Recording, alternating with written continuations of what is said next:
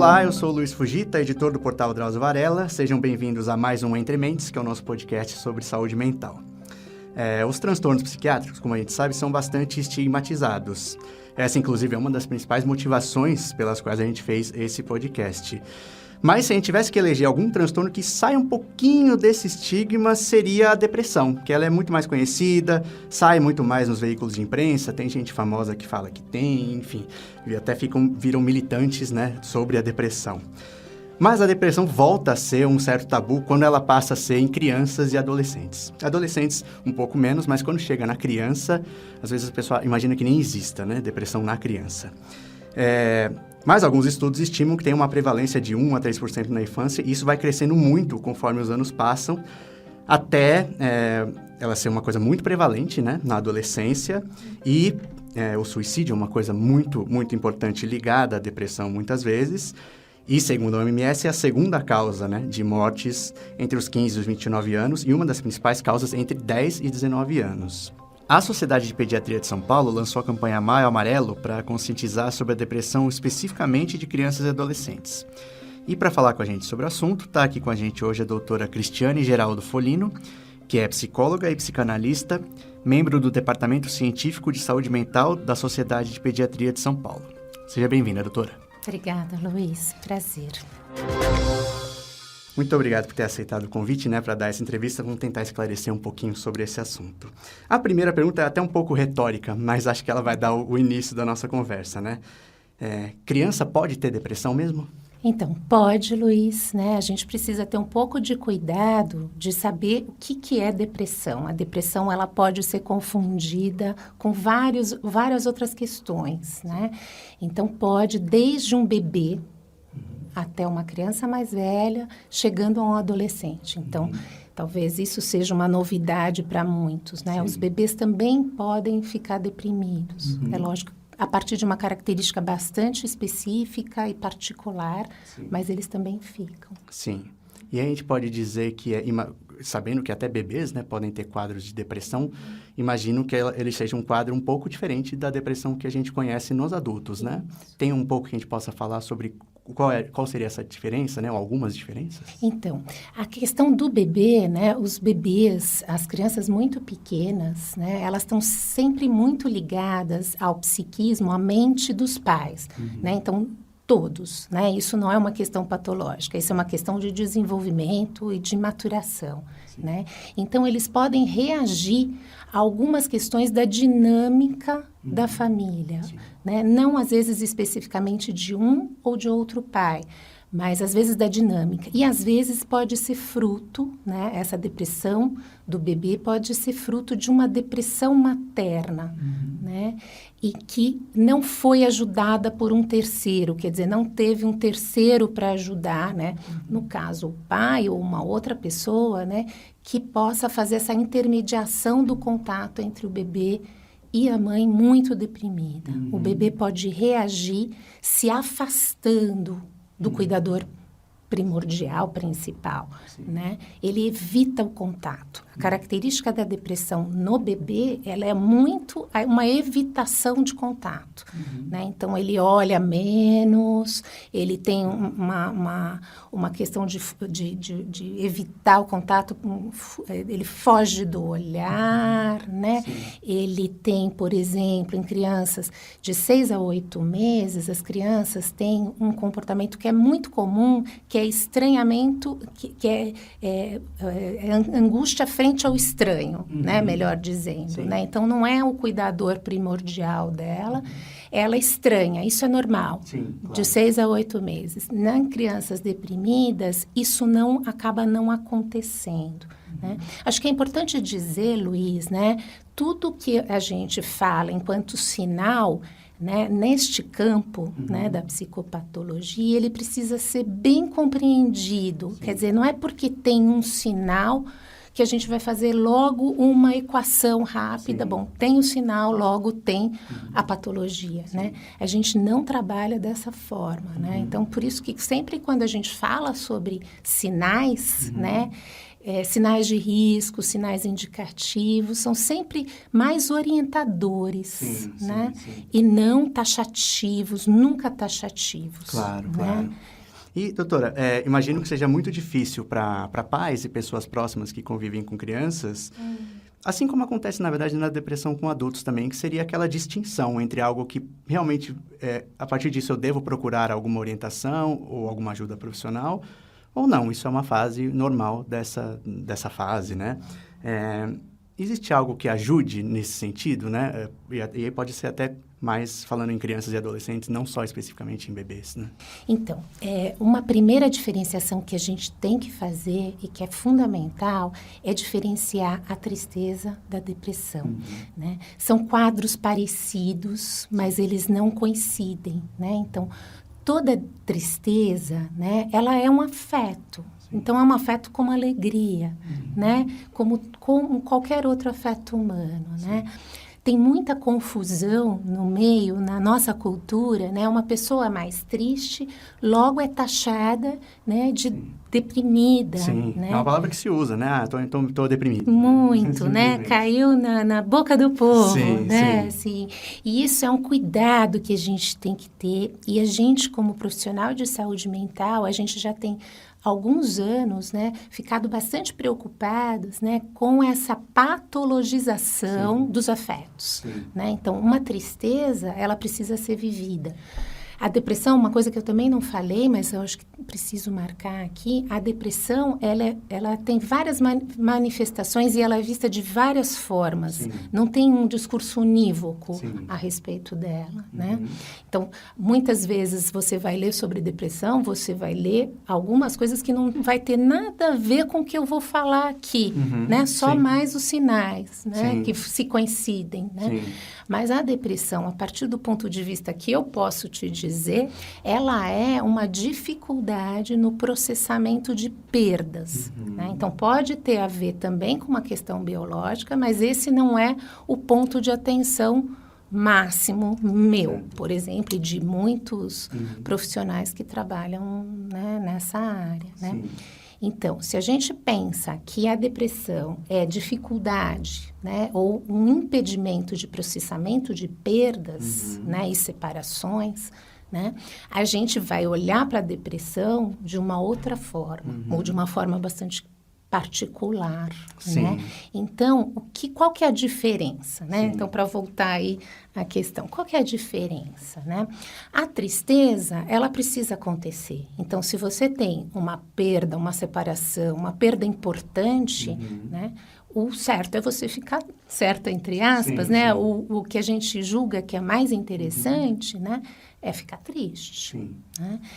Na depressão, o que acontece, né? Tem uma dificuldade desse processamento acontecer, né? Então, se a tristeza se cronificar, vamos dizer assim, né? Se aumentar, se não passar com o tempo e for afetando a vida daquela pessoa, né? Seja ela um bebê, uma criança, um adolescente, um adulto, né? A gente já fica um pouquinho mais preocupados, né? E aí a gente vai olhar com mais cuidado ainda, né? Então, tem uma questão de um acompanhamento na observação, né? Não é que é ou não é logo de cara. Você não olha para um fenômeno desse e fala assim, isto é uma tristeza. Não, isto é uma depressão, né? Você vai um pouco acompanhando e vai vendo se as funções da pessoa, né, estão intactas, né? Se ela pode usar, se ela tem uma flexibilidade enquanto defesa, né, como modo de viver, ou se ela está mais engessada, com dificuldade, né, de usar aquilo que ela tem. Isso eu estou dizendo desde o bebê, tá? Que a gente tem hoje um olhar para a criança pequena e para o bebê bastante diferente do que a gente tinha anos atrás. Então, hoje eu posso te dizer que um bebê deprime. Há um tempo atrás a gente não sabia nem, né, quais eram as competências do bebê. Sim. Era quase um ser unicamente passivo, digamos. A gente só tem que criar ele e ele vai, ele vai indo até um momento em que ele vai ser um ser ativo. Isso, ele não é. Ele não é. Ele é extremamente... Tem uma abordagem que fala o bebê competente, né? Ele é um bebê bastante competente, né? Só que ele precisa de alguém que o ajude a usar e a incrementar essas competências, né? Então, quando a gente pensa na questão da depressão, né, ou da saúde mental como um todo, a gente necessariamente precisa pensar como essa criança vai desamparando, né? Sim. Que é o caso, às vezes, né? Ela vai se desamparando. O que a gente não estou aqui, né, em nenhum momento, e eu trabalho em pró de não culpabilizar pai e mãe. Sim. Né? A coisa é um pouquinho mais complexa. Sim, claro. Um pouquinho, né? Para ser, sentiu um pouquinho mais. Por isso, sempre que a gente fica com um pouco de delicadeza quando a gente vai tratar deste tema num grande público, sim, né? Sim. Porque não é essa equação também, né? Não é que o pai e a mãe falharam, né? Como se fosse vontade própria. Por vontade própria eu não dei aquilo. Ninguém em sã consciência, né, vai fazer isso com os filhos, né? Mas tem umas esferas que a gente não tem acesso, que nem a gente sabe da gente, né? E no contato com os filhos, isso aparece. Doutora, você mencionou a questão da perda, né? E de uma criança que vai sendo desamparada como um fator que pode ir levando, né? E desembocar numa depressão. O que faz parte do ambiente, né? Normalmente faz parte do ambiente de uma criança e de um adolescente que entra nesse grupo, né? Das coisas que podem ir funcionando como fatores que podem levar a uma depressão. Então, a gente não põe um acento em algo, né, especificamente que os pais façam, né, conscientemente ou dando uma ênfase no sentido de não fornecer algo que eles tinham que fornecer. Sim. O que a gente pensa normalmente é algo um pouco mais global, né? E específico em cada caso. Então, quer dizer, para cada paciente, a gente observa a situação como um todo, né? Agora, o que a gente pode dizer atualmente, né? Uma das questões, a gente tem uma sociedade, né? Na qual não está nem preparada e nem atenta aos sinais, né? De tristeza, minimamente, né? Das pessoas, né? Todo mundo está sempre muito feliz, não é? O Facebook, todas as mídias, né? A gente tem muito um acento, né? No que foi convencionado dizer, né? Imperativo da felicidade e sucesso, né? Quer dizer, você tem que estar feliz sempre, isso é impossível, né? A gente tem estados de felicidade, momentos de felicidade, mas não algo, né, contínuo, isso não existe, né? Isso é impossível de acontecer para o humano. E o sucesso também, né? Quer dizer, você tem que sempre ser muito bom, né? E muito rapidamente, né? Então, uma questão que preocupa a gente atualmente na infância e na adolescência é a visão de processo foi completamente destruída, né? Então, você tem algo que muitas vezes parece que tem a ideia de cair do céu, despencar, né? E não a construção paulatina, como tudo na vida precisa, né? Então, para poder te responder, eu fiz aí um caminho, né? Mas na nossa sociedade, a gente tem uma intolerância, né? A tristeza, alguns afetos, né? Que não são de felicidade, sucesso, né? Eu preciso sempre ter tudo muito rápido.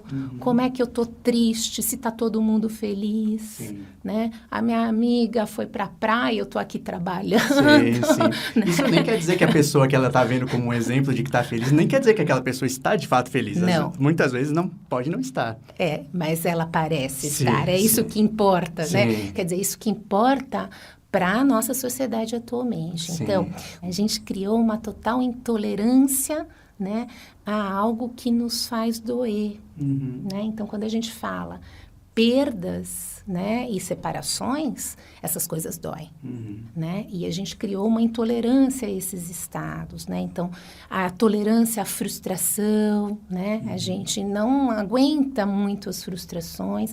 Isso eu estou falando dos adultos, mas você pode imaginar como é que se constrói psiquismo assim, né? A criança, ela tem a constituição do psiquismo que ela é dada até a adolescência e, né? Não é algo que ela nasce com, né? Então, ela precisa ser construído, né? Então, na questão da depressão, né, o que vai acontecendo é que vão se criando intolerâncias a algumas coisas, né? E os adultos, ultimamente, têm também estado muito apressados, sim. né? A criança, desde o bebê, ela precisa de um ritmo, né? Ela tem um certo ritmo, quer dizer, ela não é algo que, então, ela vem... que precisa de toda a impressão do que vem de fora, do adulto, né? Ela vem com várias coisas, ela vem competente também, mas ela precisa, é fundamental essa relação com o adulto, né? Com um adulto mais principal, primordial, que a gente chama, né? E isso... precisa acontecer, né? Então, é nessa relação que vão se fornecendo algumas coisas fundamentais, né? Para aguentar, por exemplo, uma espera, uma mamada que não vem na hora, né? Ela tem uma possibilidade de aguentar um pouco, mas ela não pode aguentar demais também. Então, no começo de vida, isso precisa ser muito modulado, né? E aos pouquinhos ela precisa aguentar a separação, né, daquela pessoa que cuida mais dela, mas tudo paulatinamente, né? Isso é também um processo. Né? O que acontece hoje é que essas coisas estão, talvez, esse é um dos pontos, né? Não é o único, mas estejam atropeladas, né? Não se tem tempo, né? Não dá para gastar tempo, né? E as crianças têm um ritmo, né? Algumas têm um ritmo mais acelerado, outras não. Mas se atropelam os ritmos, né? Até da dupla, que a gente chama dupla mãe-bebê. Né? Sim. Isso que eu até ia perguntar, doutor, porque uma mãe ou um pai, muitos deles, eu imagino que sejam bastante atenciosos com seus filhos quanto a diversos sinais, né? Mas você diria que nessa correria, nessa falta de tempo, ou nesse modo de vida que nós temos hoje, os sinais de saúde mental acabam sendo aqueles que são, se eu vou precisar prestar atenção em uma coisa, é numa febre. Mas na saúde mental que muitas vezes é o que acaba passando despercebido. Mesmo em pais muito atenciosos, isso acontece? Isso acontece muito. Na verdade, eu diria que até nos adultos, né? A saúde mental é negligenciada, né? Quer dizer, e a gente tem ainda muito preconceito, como se não fizesse parte, né? Todos nós temos dificuldades, todos nós somos reativos a algumas questões, né? Todos nós, né? Todos nós tivemos, né, desafios, temos desafios, né? Agora, a gente não tem muito um olhar para isso, a gente só se preocupa com isso quando a questão já está grande, né? Então, na tua pergunta, talvez na criança isso também fica muito claro, né? Ou no adolescente mais ainda, né? Só quando está gritante é que aí a gente olha, né? E também tem uma questão, né? Os pais, nós pais, né? Posso me incluir, né? A gente tem, né, nos nossos filhos, né, uma esperança, né? De que nada vai nos faltar, que eles vão ser muito melhores do que a gente. Vão salvar o que a gente não conseguiu fazer. Né? Então, né? E aí a gente tem essa nossa expectativa, às vezes nos deixa um pouco cegos, né? Então, é muito comum, né? Pais muito cuidadosos, muito presentes, né? Não perceberem que seus filhos estão com dificuldades, né? E, assim, e na adolescência isso também, porque na adolescência ainda tem um problema que a adolescência já é, né, um momento muito difícil, né? Então, os sinais se confundem, né? Os sinais de depressão, por exemplo, se confundem com uma adolescência normal, né? Em muitos casos, né? Então, eu entendo que a dificuldade é a gente perceber que por mais esforço que a gente tenha, às vezes algo nos escapa, né? Mesmo com a maior das boas vontades, né? Porque a gente trata não só de questões que a gente conhece, entende? Claro. Tem umas vertentes da nossa vida, né? Eu costumo dizer que tem pedacinhos dentro da gente mesmo que a gente não conhece. Sim, e que podem refletir em outras pessoas ao nosso redor, né? Com certeza. E nos nossos filhos muito. Sim. E, doutora, saindo um pouco da esfera familiar agora, e, digamos, alguém que consiga notar algo e leve para algum tipo de ajuda profissional, né? Você diria que entre os profissionais já é mais conhecido um problema de depressão nessas faixas etárias mais menores, né? Mais jovens? Ou ainda não? Pode haver uma dificuldade ainda, ou até um descrédito de que uma criança possa ter um problema de depressão e uma certa... Um menosprezo, né? Não, isso eu imagino que seja muito comum, assim, alguém levar, não, estou notando uma diferença. E essa pessoa ser desmotivada e desacreditada que aquilo possa ser realmente um problema que deva ser tratado, né? Acho que todos nós estamos aprendendo ainda, né? Tudo isso é muito novo, né? Historicamente falando, né? Eu acredito que essas questões, elas precisam ser sempre tratadas em rede. A gente fala isso agora cada vez mais, né? Isso não pode ser banalizado, não, né? Como tudo que a gente fala muito, às vezes cai numa coisa de ficar muito banal, né? Mas em rede, porque as crianças, elas não crescem sozinhas, né? Elas crescem na família, mas elas crescem na sociedade, né? Elas crescem nas escolas também, né? Cada um com seu peso e sua especificidade, né? Mas eu acho que tem uma dificuldade, sim, né? Mas tem também, pelo que minha experiência, né? Bastante pontual, mas é uma experiência... Talvez tenha em muitos profissionais uma vontade muito grande, né, de se aproximar desse universo de um outro jeito, de ajudar, de fato, de uma maneira mais integral.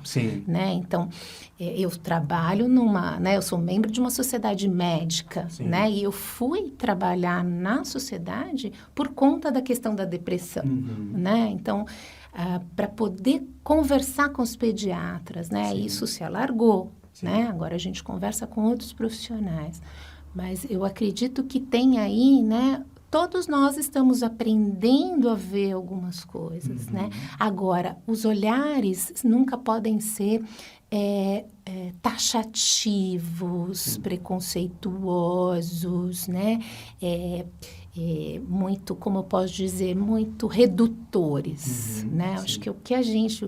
O nosso ideal, né, se eu poderia falar ainda de ideal numa sociedade como a nossa, né, é poder ajudar num olhar um pouco mais ampliado para algumas questões, né, de como é que a gente vai construindo, né, de como é que algumas coisas são primordiais ainda numa sociedade como a nossa tecnológica, né, a gente tem ganhos incríveis com a tecnologia, mas a gente se esqueceu de algumas coisas, né?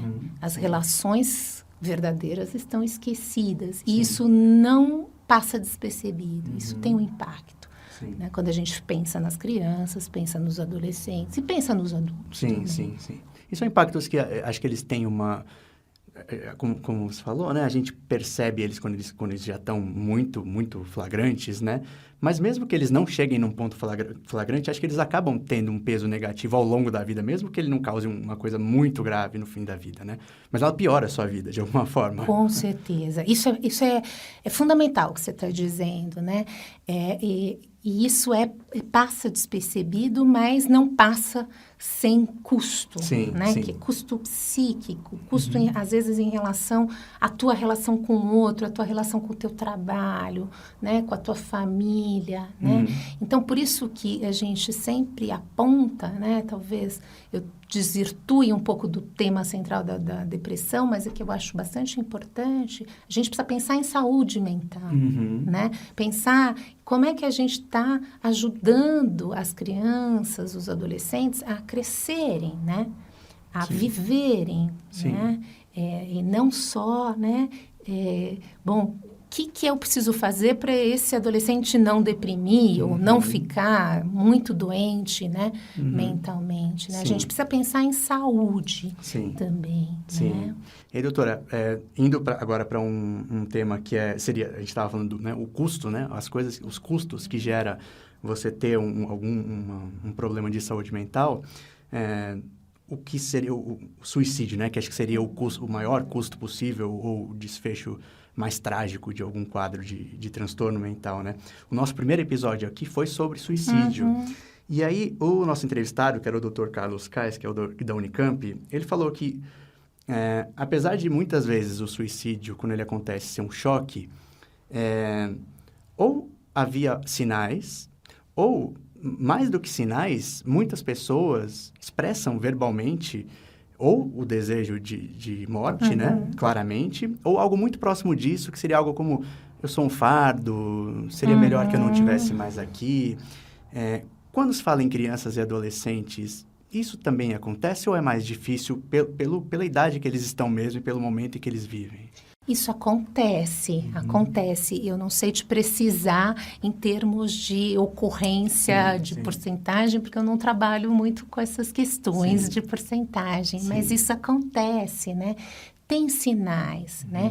Então, acho que a gente talvez, né, o que precisa ser mais importante, talvez, numa conversa como essa, né, é a observação, né? Que sinais são esses, né? O que é que tá, né? O que é que a criança está comunicando, que às vezes não é especificamente com uma frase, né? Esse teu exemplo é já de uma frase e que também às vezes passa despercebido, né? Às vezes não tem o devido, não se dá o devido valor, né? Porque eu acho que a gente está esquecendo de algumas coisas. A gente está com muita, né? Não só pressa, né? A gente está com foco em outras questões, né? Então, alguns sinais nos alertam, né? Então, uma criança, às vezes, não necessariamente só muito triste, apática. Esse é o mais conhecido da depressão, né? Mas, às vezes, a depressão aparece pelo seu oposto. Por isso que é tão difícil, né? Às vezes, a depressão aparece por uma agitação, né? Por um mecanismo que a gente chama um tanto maníaco, né? Maníaco no sentido de uma defesa psíquica frente a uma dor, de um jeito bastante característico. Então, a criança, o adolescente, né? Muito comum, né? Eles entram numa agitação muito grande, né? Então, por isso que é muito difícil a gente só falar de sinais, né? Porque um sinal pode representar várias questões, né? E sinalizar vários quadros, não necessariamente o da depressão.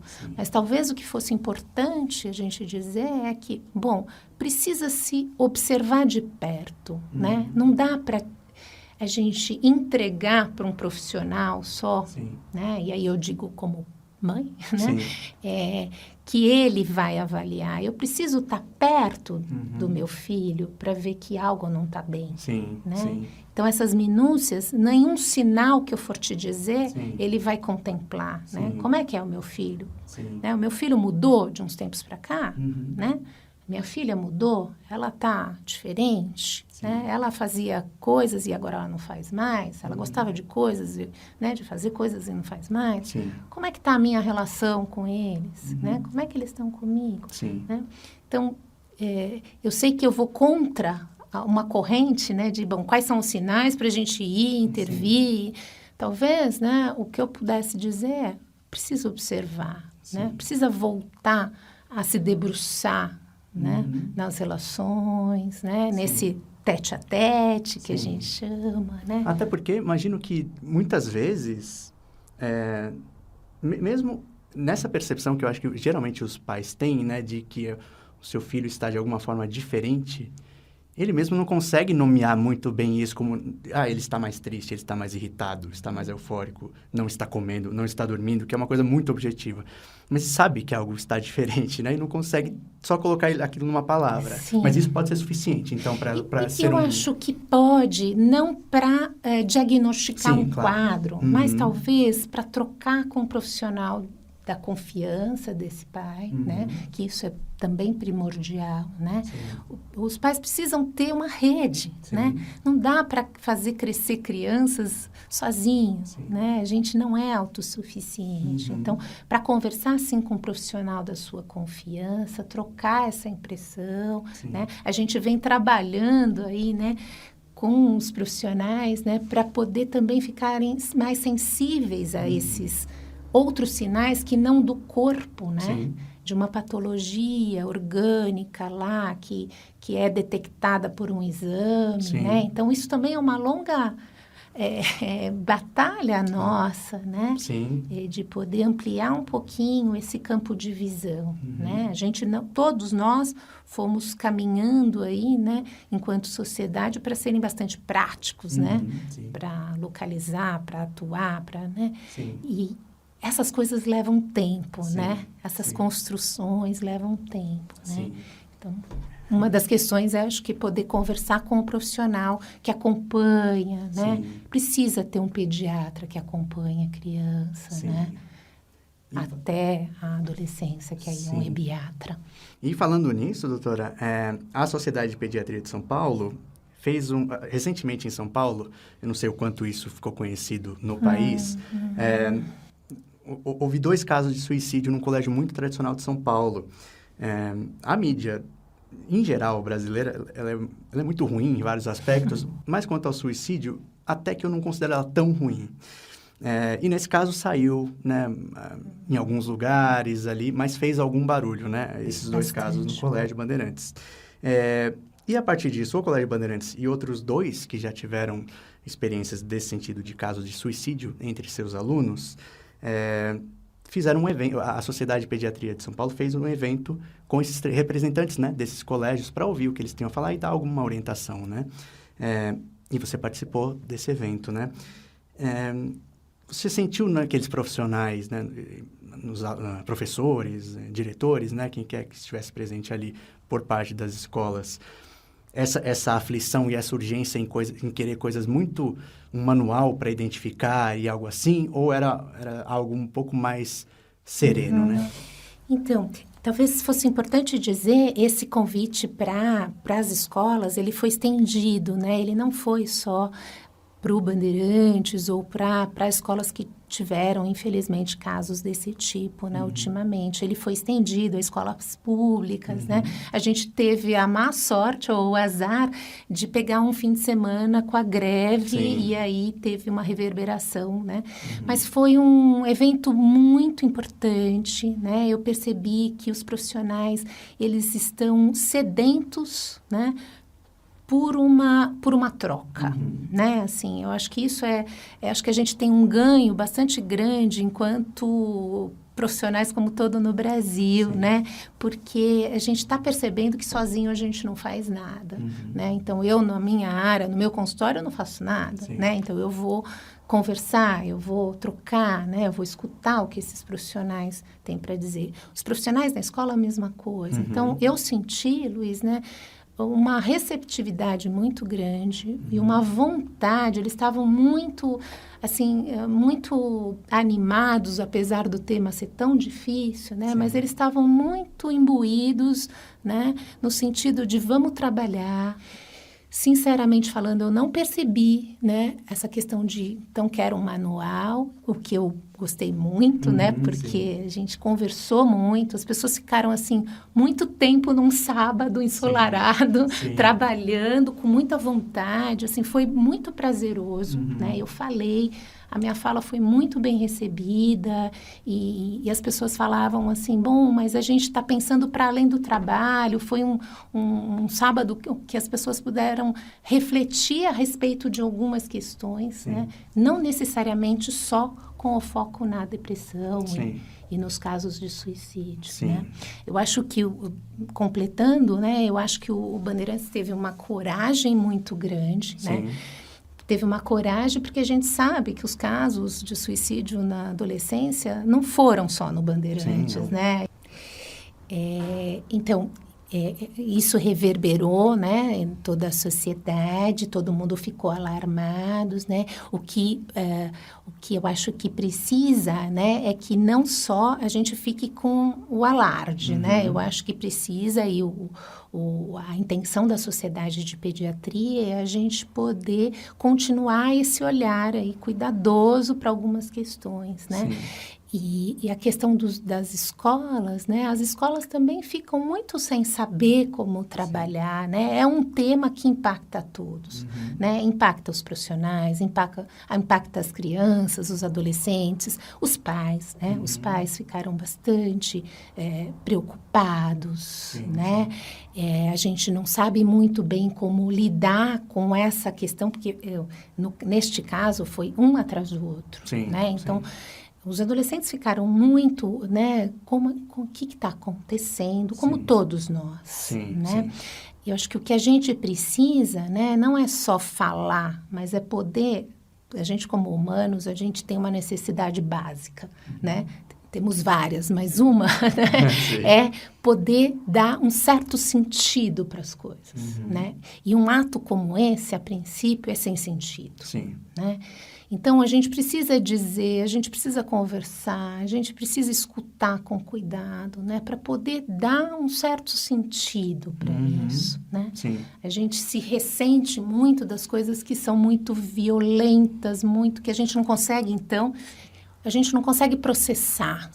Então, o processamento das experiências, sejam elas, né, perdas ou não, né, ele é fundamental, né? Então, num ato como esse, né, vai se reverberando muito. Então, precisa criar, sim, né, canais de escuta cuidadosa, o que é que está acontecendo, o que é que, né? E não algo que, bom, então foi esta criança ou este adolescente isolado, né? Lógico, aconteceu com ele, né? Mas o que é que está acontecendo, né? Para casos como esse, né, se repetirem. Né? E, doutora, no caso de pais, por exemplo, que notem que vale a pena procurar já foram informados e acham que vale a pena procurar algum tipo de ajuda, eles deveriam procurar um pediatra inicialmente ou procurar já um apoio psicológico? Qual seria o caminho inicial mais adequado? Então, essa é uma questão, né? A gente sabe que os pediatras são profissionais polivalentes, né? Eles precisam estar atentos a várias questões, mas eles têm excessos também, né? E a gente tem vários profissionais, né? Então, também, de novo, né? O risco de ser algo que eu te falar, generalista, né? Talvez, se os pais, né, perceberem que com aquele pediatra eles têm uma relação, né, de confiança, que eles podem contar, né, poder contar dessa preocupação. Olha, está acontecendo isso, né? Em outros casos, né, talvez procurar já estar algo bem claro, né? A dificuldade já está bem estabelecida, né? Talvez procurar, mas sempre tentando ter um encaminhamento no sentido de não procurar, como eu posso dizer, né? Ser um encaminhamento bem cuidado. Sim. Né? Eu acho que isso já é meio caminho andado para o trabalho. Né? O que eu digo também de um encaminhamento mais cuidadoso, né? É que muitas vezes a gente precisa que, bom, então, quem eu confio que possa me encaminhar um profissional dessa área aqui, né? Como a gente faz com muitas buscas por ajuda profissional, né? Isso. Conhecem alguém, vou procurar alguém. Isso, né? Às vezes no próprio, né, círculo de amizades, olha, né, essa pessoa parece que é legal. Mas o pediatra, ele é um profissional bastante interessante para se fazer essa troca, né? De poder, olha, eu estou preocupado, né? Olha, né? O que você acha? Né?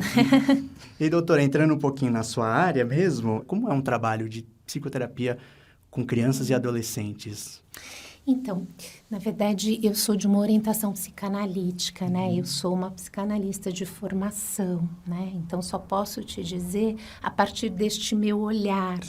E, então, como a gente faz? Vai depender, né, da faixa etária da criança, né? Então, a gente tem desde hoje, né? Por isso que eu falo que a gente também está aprendendo, aí está se construindo um campo, né?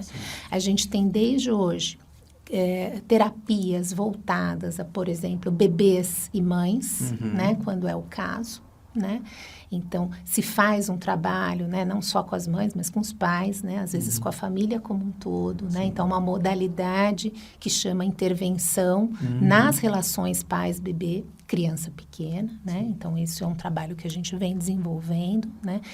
que a gente vai vendo, então, qual que é o impacto de algumas questões dos pais, né, na lida com os filhos, né, que os filhos, os sintomas, né, que os filhos vão apresentando, né, são um reflexo do que às vezes não está tão bem, né, na dinâmica da família, com um pai ou com uma mãe. Isso não tem nada a ver com culpar pai e mãe, mas a gente não cresce sem alguém estar junto da gente, né? Então, não dá para a gente tirar de lado isso, né?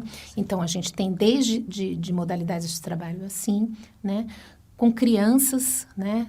Maiores, a gente vê mais a criança, mas eu trabalho de um jeito, eu não vejo só a criança, então eu vou também construindo, né? Aí com os pais, né? Uma conversa, né? Para a gente poder ajudar essa criança melhor, né? Sim. E nos adolescentes a mesma coisa, quer dizer, né? E na verdade, é uma construção, né? Como eu posso te resumir, né? A gente vai tentando escutar o que está acontecendo, mas a gente escuta de várias formas, né? Às vezes, a gente não escuta só a frase já pronta, a gente vai vendo indícios nas crianças, elas brincam, elas desenham, né? Nos adolescentes também, né? Eles contam pra gente de músicas, né? Então, tudo isso a gente vai entendendo que é uma comunicação bastante diferente, a gente escuta de uma outra forma, né? Mas a nossa formação um pouco privilegia esses sentidos, tá? Então, é diferente, a gente não vai arrumar o comportamento, a gente não tem o foco no comportamento, né? Acho que uma coisa interessante de eu te dizer, por exemplo, uma criança, às vezes, ela é vista de um jeito saudável, ela não demanda muito, né? Ela é toda educadinha e, às vezes, ela está sofrendo muito, né? Ela acaba, na verdade, né, fazendo de um jeito que o meio também fica um pouco confuso, né? Uma criança que é educadíssima, que faz tudo direitinho, tá bem? Não necessariamente, né? Então, por isso que nessa área é tudo muito delicado, né? Não dá muito para a gente pôr de um jeito taxativo, né? Nesse sentido, né? O sintoma sempre representa algo. Não, ele representa algo para um, que não representa para outro, né? É bastante individual. Então, só um olhar bastante atento, né?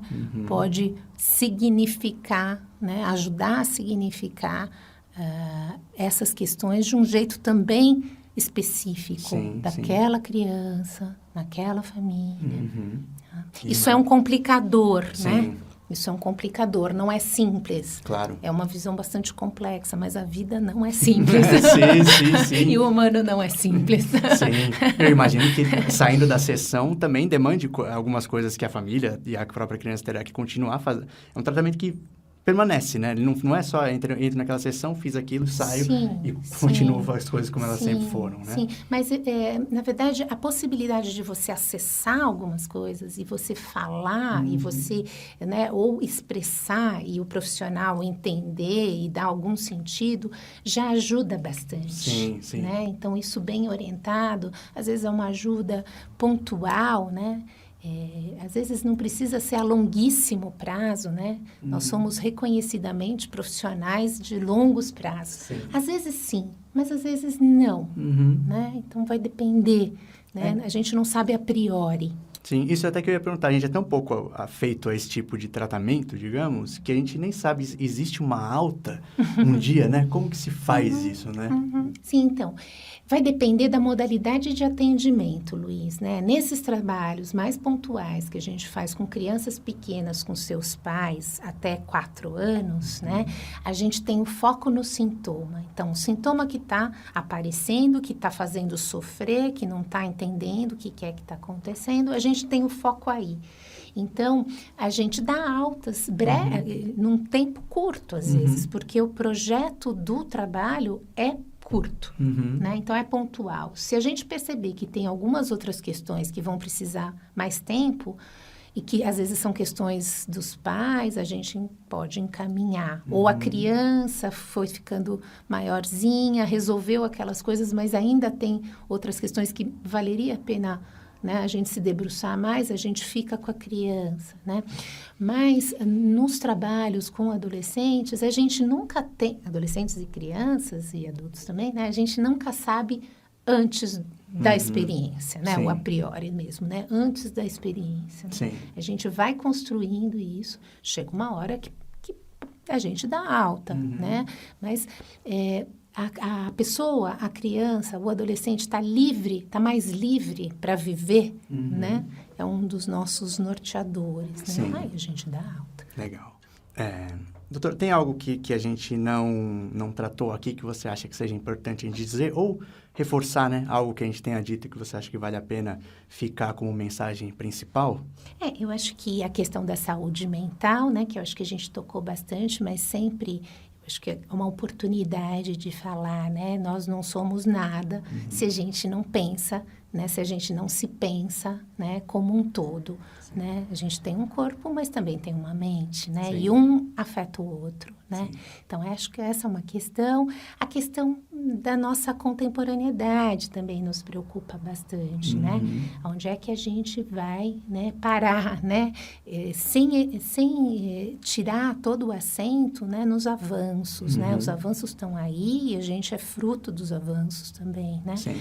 Agora, eu acho importante porque quando a gente trabalha com crianças e adolescentes, a gente tem recebido também algumas questões já no fronte de batalha, como eu costumo dizer, né? Então, bebês que estão permanentemente com os seus iPhones, né? Com seus iPads, né? Sim. E que tira um pouco, né? A presença de um adulto. O adulto é fundamental. Somos seres humanos. A gente só é ser humano porque a gente tem um outro ser humano que cuidou da gente. Sim. Isso vai precisar continuar, né? A gente tem já prejuízos, né? Na questão da constituição psíquica, atravessada, né? Eu não gosto de dizer porque eu acho que sempre tem tantos lados, né? Mas atravessadas por questões não só da tecnologia, mas do jeito que a gente tem vivido. Sim. Né? Então, e o processamento de algumas coisas, dores, né? Assim, Sim. a gente está pouco, né, habituado, a gente no sentido global, né? Pouco habituado a lidar com o que não dá certo. Sim. Né? O que não dá certo, a gente tende a quero fazer desaparecer, né? Sim. Quero deletar, tira da frente, né? Sim. Os relacionamentos a gente tira também, porque pode vir um outro, né? Sim. E a gente não cria, eu gosto de dizer, porque eu acho que ajuda a pensar, a gente não cria músculos, né?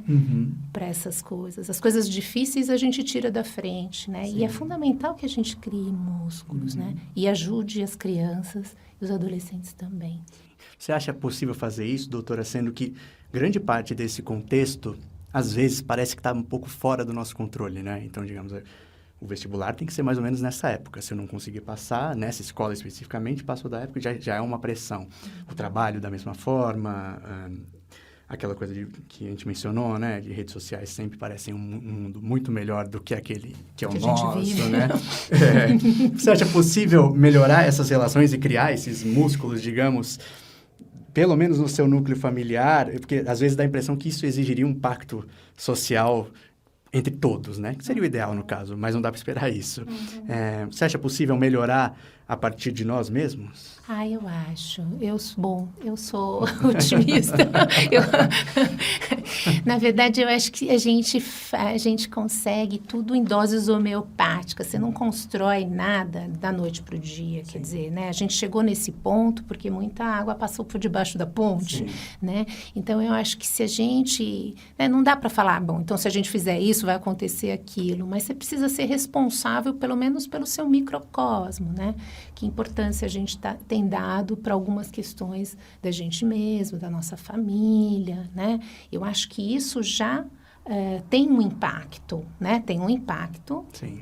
em você e na tua família, minimamente, né? A tua família acaba reverberando né, no contato com outras pessoas, Sim. né? Porque não é pouca coisa, só a família. Né? Não, eu Só não a família, acho, né? eu não acho. Então, eu acho que a gente, sim, acho que a gente tem que olhar para, né, como é que a gente tem vivido, né, sem parecer que eu quero que volte, né, porque a gente sempre, quando a gente fala, Sim. sempre, né, qual que é o impacto disso? Não estou falando, a gente chegou até aqui, foi ótimo, a gente ganhou muita coisa, né, mas eu acho que a gente está perdendo algumas coisas que são primordiais, que eu acho que a gente precisa voltar o nosso olhar.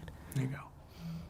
Bacana, doutora. Muito obrigado pela presença aqui, por ter aceitado o convite, né? Para falar de um assunto bem difícil. Espero recebê-la de novo mais para frente, quando a gente for tratar de outros temas, né? O programa ainda é novo, né? Como eu falei. Mas, né? Espero que a gente também tenha ajudado as pessoas de alguma forma. Isso que a gente mais quer, Luiz. Muito obrigada pelo convite. É sempre um desafio falar para o grande público, mas foi muito bom. Obrigado, doutora. Obrigado. Obrigada, Luiz. Lembrando que você pode ouvir esse podcast nos agregadores de podcast, no iTunes ou no portal Drauzio Varela. Se você quiser mandar comentários ou sugestões de pauta, pode mandar no meu Twitter, que é o LuizFugitaJR, ou nas redes sociais Drauzio Varela. É só lembrar de colocar a hashtag #EntreMentes para a gente conseguir encontrar mais fácil no meio dos vários comentários que a gente recebe. Mas a gente vai tentando ver os temas que as pessoas querem ouvir para chamar entrevistados e gravar um programa. Até o próximo mês.